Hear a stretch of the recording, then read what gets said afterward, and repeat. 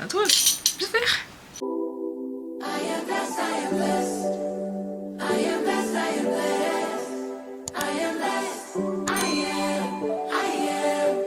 Coucou le peuple de Christ. Aujourd'hui, on se retrouve pour une nouvelle vidéo. Une vidéo où j'étais impatiente de la tourner. Parce que c'est un sujet qui me tient énormément à cœur. Que on vit peut-être en ce moment ou que vous êtes en train de vivre en ce moment. Mais c'est un sujet qu'on a trop tendance à le faire. Remémorer le passé. Parler du passé. Parler des situations qui s'est passées dans notre vie, qu'on ne cesse d'être rattaché, que ce soit des relations, le travail, ce soit plein d'autres choses. On a trop tendance à dire j'étais mieux avant. J'étais mieux avant. Donc le thème de la vidéo est c'était mieux avant. Bon, vous allez comprendre pourquoi. Mais bon, du coup, sans plus tarder, nous allons commencer la vidéo.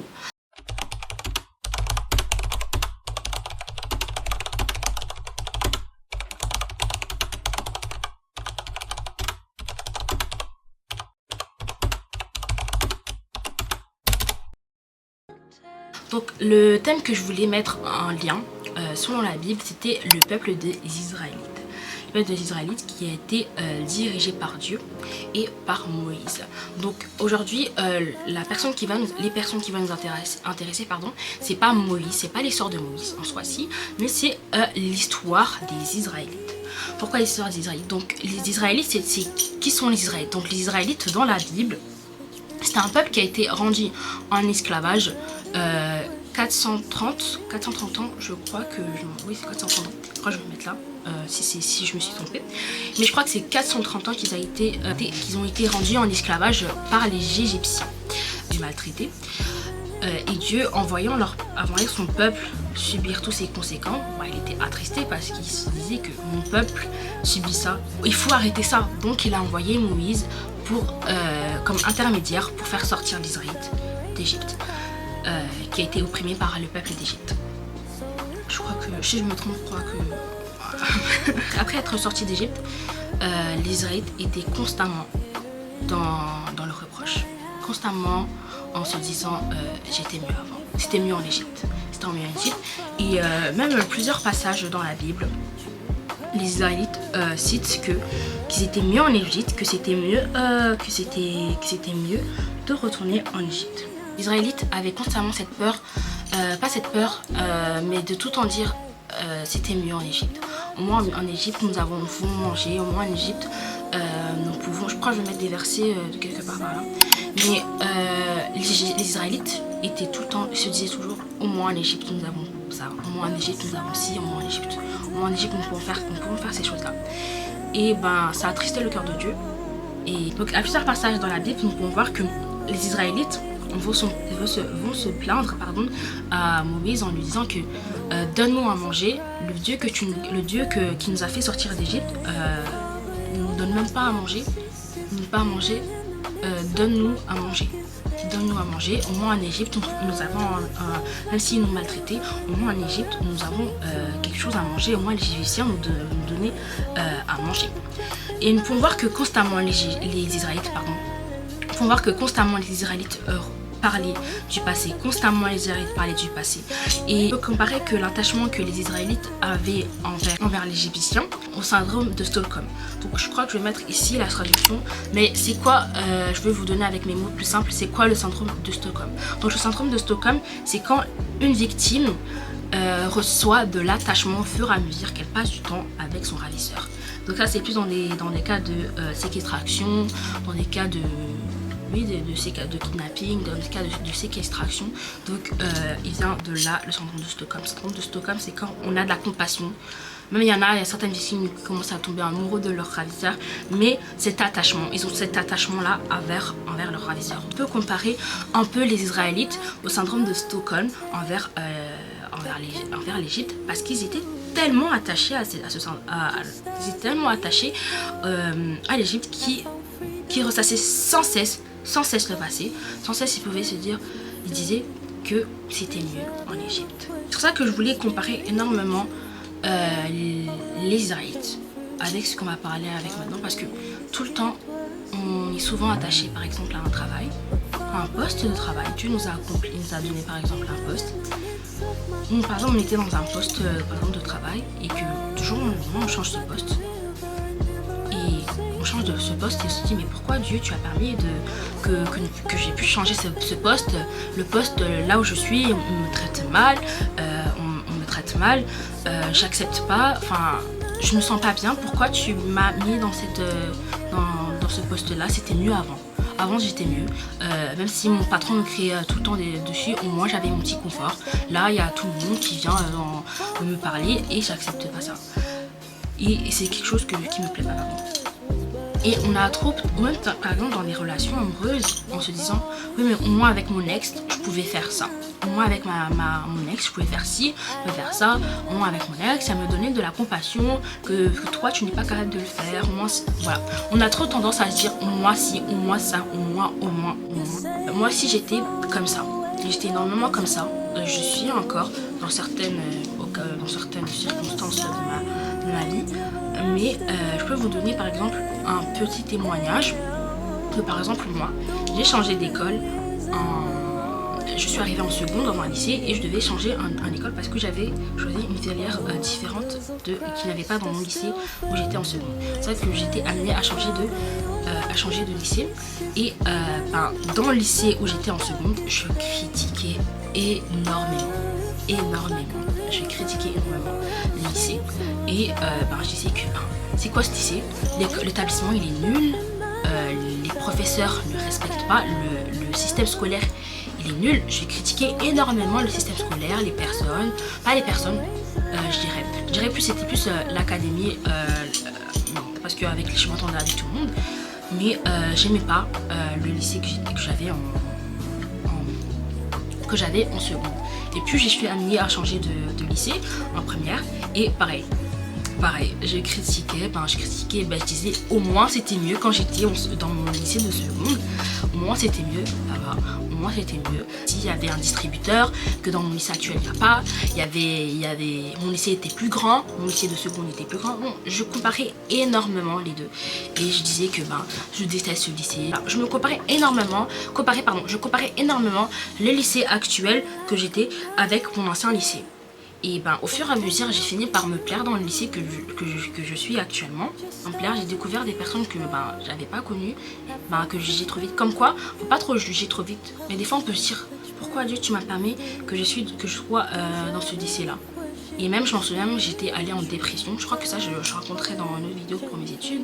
Mais j'avais fini par aller en dépression au début de mon année de première. Parce que je ne supportais pas le lycée, les personnes qui étaient là-bas, l'établissement, je ne supportais pas. Mais au fur et à mesure, j'ai appris à connaître les personnes qui étaient là-bas. J'ai appris à connaître le lycée. Et c'est une belle découverte. En quoi, et des fois, on peut se dire, Seigneur, pourquoi tu m'as ramené dans ce travail-là? Pourquoi tu as fait, Seigneur, que je sois dans cette filière-là? Pourquoi, Seigneur, tu as fait que je puisse partir de mon travail, partir même de cette relation? Pourquoi? Et on se repasse le passé. Pourquoi? On a trop tendance à se dire au moins là-bas ou pourquoi. Mais des fois, il faut juste laisser faire les choses parce que si Dieu t'a permis d'aller dans cet endroit, ce n'est pas au hasard parce que tous les plans de Dieu sont bien. Comme il dit dans sa parole, dans Jérémie 29, j'ai conçu des projets de paix et non de malheur afin de vous donner un avenir et plein d'espérance. Donc Dieu, il sait ce qu'il fait. Il ne va pas t'emmener là-bas pour un rien. Il sait, il a des projets de paix pour toi. Donc arrêtons de toujours ressasser le passé, que ce soit dans des relations amoureuses, dans le travail, dans la vie continue, toujours, même dans l'école, comme j'ai dit, dans l'école, comme j'ai donné par exemple mon exemple à moi. Arrêtons de toujours ressasser le passé, de toujours comparer. Parce que arrêtons de toujours comparer et concentrons-nous réellement sur l'essentiel qui est le présent. Même par exemple pour les églises. Par exemple, tu as quitté une église que Dieu t'avait dit de quitter, ou même personnellement, tu as quitté de toi-même, ta propre volonté. Une église qui était peut-être formidable, pourtant tu te sentais mieux. Et là, dans l'église où tu te trouves, tu n'arrives pas peut-être à t'intégrer maintenant. Tu dis, j'aime pas trop le système. Apprends à connaître d'abord, prie. Apprends à connaître le système de l'église, parle avec tout le monde, même si tu as essayé. Là, oui, parle avec Dieu et peut-être c'est pas fait pour toi. Mais quand on vient dans un truc nouveau, ne critiquons pas tout de suite, ne jugeons pas tout de suite en disant « Oh, mais j'aime pas ce système. Moi là-bas, il y a ça. Moi là-bas, il y avait ça. Ne critiquez pas et arrêtez de comparer les deux. Que ce soit dans des relations, comme j'ai dit, dans les écoles. On ne connaît pas réellement. On n'a pas appris réellement à connaître. C'est comme une relation. Que ce soit amicale, peu importe une relation, on apprend à connaître la personne au fur et à mesure. On ne juge pas un livre sans sa couverture. Voilà. On apprend au fur et à mesure et on va s'y plaire. C'est pour ça que, même si par exemple Dieu t'avait dit par exemple de quitter une filière par exemple, de changer de raison, tu avais fait toute ta vie des études de médecine et là tu te rends compte que c'est pas ta voie. Et là tu veux faire par exemple des études scientifiques. Dieu t'appelle à faire des études scientifiques et tu comprends. Mais qu'est-ce qui se passe? Je suis bien dans ce que je fais. Même si c'est difficile, je suis bien ce que je fais, mais je me vois pas du tout aller dans des études de scientifiques, de faire de la technologie. Pourquoi Dieu tu m'emmènes là-bas? Pourquoi Dieu tu m'emmènes là-bas? C'est pour ça qu'il faut toujours laisser Dieu faire les choses, laisser faire Dieu les choses, parce que Dieu sait ce qu'il fait. Il sait ce qu'il fait. Comme j'ai dit, Dieu a des projets de paix pour eux, non de malheur. C'est pour ça que laisser faire tout simplement les choses. En continuant dans l'histoire des Israélites, en lisant Exode, commettre un acte, et cet acte-là, ça a poussé Dieu à punir les Israélites. Je vais vous expliquer, pour ceux qui ne connaissent pas forcément l'histoire de Moïse, c'est que après que Moïse soit monté dans la montagne pour prendre les commandements, Moïse était resté énormément de temps. Je crois que c'était 3 jours que Moïse était resté sur la montagne. Si je me trompe, je crois que je vais corriger ou corrigez-moi, tout simplement dans les commentaires. J'accepte tout commentaire. Et les Israélites étaient impatients. Et même ils avaient ordonné à Aaron, tellement ils étaient impatients. Mais il est où le Dieu que vous parlez tout le temps? Il est où ce Dieu? Parce que nous on est là, on attend. Moïse, ton frère, il est allé il disait à Aaron, Moïse, ton frère, il est monté. Ça fait 3 jours, on ne voit plus de nouvelles. On ne sait même pas s'il va redescendre. Il est où ton Dieu? Il est où ton frère? Il est où Moïse? La personne qui nous a amenés ici, où est-elle? Et tellement ils étaient restés dans l'impatience, ils avaient demandé à Aaron, de construire un faux Dieu pour eux. Et cette construction de faux dieux pour eux, qu'ils adoraient une autre idole que Dieu. Et Dieu, ça n'a totalement pas plu à Dieu. Parce que déjà, de 1, Dieu les a fait sortir d'Égypte. Dieu s'est débarrassé de leur oppresseur. Dieu les a donné à manger, les a donné à boire. Dieu a répondu vraiment à toutes leurs attentes, à toutes leurs demandes, pardon. Dieu avait répondu à toutes leurs demandes. Et de là que quand Dieu voit que ils adorent autre Dieu que lui, ça a attristé énormément le cœur de Dieu. Et c'est pour ça que les Israélites sont restés encore 40 ans de plus. Je crois que c'est plus 6 de plus, mais ils sont restés 40 ans encore dans le désert. 40 ans encore dans le désert. Et 40 ans. C'est ça que j'aimerais vous dire que à des fois, tellement tu es attaché à cette chose-là, tu finis par exemple par désobéir totalement à Dieu. Par franchir une limite que Dieu t'avait mis cette limite là, tu finis par la franchir et que sans te rendre compte tu bloques ta destinée. C'est ça que je sais plus, je l'ai dit au début de la vidéo, mais nos actes déterminent nos destinées, déterminent énormément nos destinées. C'est pour ça que si tu restes bloqué dans cette relation, bloqué dans ce travail en te disant oui mais par exemple tu vas te bloquer dans cette relation en te disant mais je suis bien là, même si ça plaît pas à Dieu, c'est tellement difficile pour moi. C'est tellement difficile pour moi de sortir de cette relation et que je t'en supplie, Dieu permet que je puisse rester dans cette relation, mais Dieu sait que c'est pas bien, c'est pas bon pour toi. Si tu persistes de rester dans cette relation, de poursuivre ton ex, de rester dans cette relation passée, Dieu va retarder tellement des choses qu'il avait mis pour toi. Dieu a des projets de paix pour toi, comme je l'ai dit. C'est pour ça que j'aimerais te dire que laisse Dieu faire les choses. Laisse Dieu faire les choses parce qu'il sait ce qu'il fait. Il sait ce qu'il fait parce que, comme j'ai dit, il a prévu des projets de paix pour toi. Donc, si tu ne laisses pas Dieu agir dans cette relation, Dieu agir dans ton travail, Dieu agir dans ton ton écart dans tes études, tu es tellement accroché à ça. Tu vas tellement retarder des bénédictions, des bonnes choses qu'il avait promis pour toi, qu'il avait mis en lien pour toi, mais il va les retarder, il va les retarder, il va les retarder. C'est la même chose par exemple pour l'évangélisation, ou par exemple comme je le fais pour partager la parole de Dieu, pour partager la parole de Dieu, par exemple, même pour ton témoignage. Si tu repousses, il y a quelqu'un d'autre qui va le faire à ta place. Dieu va donner ce qu'il avait prévu pour toi à la base, il va le donner à quelqu'un d'autre. C'est ça que mettez-vous maintenant. Mettez-vous par exemple pour des projets. Mettez-vous maintenant, même si c'est difficile, t'as pas les moyens. T'as ton téléphone, filme par exemple, c'est pour tourner une vidéo, t'as ton téléphone, filme avec ce que t'as.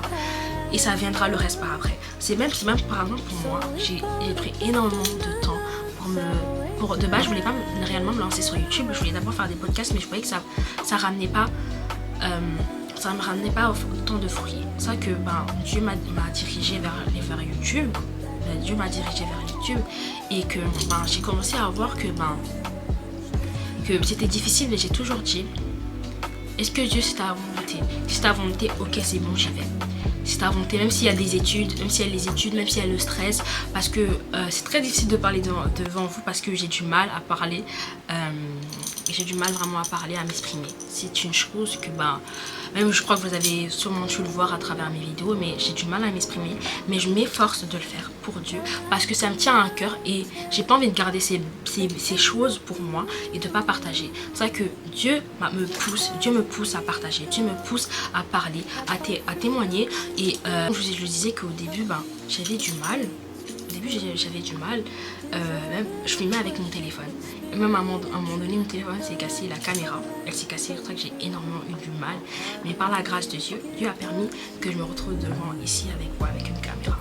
Et je remercie Dieu. Et parce que je remercie Dieu et je remercie aussi ma soeur. Parce que c'est grâce à elle. Que j'ai la caméra, même si ça appartient à elle. Mais c'est aussi grâce à elle et grâce à Dieu. C'est pour ça que persistez,